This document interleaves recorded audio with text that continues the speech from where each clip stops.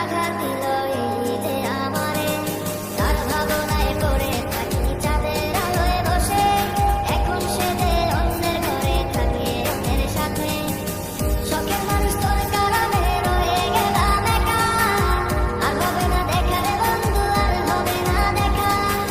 শখের মানুষ তোর কারণে রয়ে গেলাম একা, আর হবে না দেখা রে বন্ধু, আর হবে না দেখা।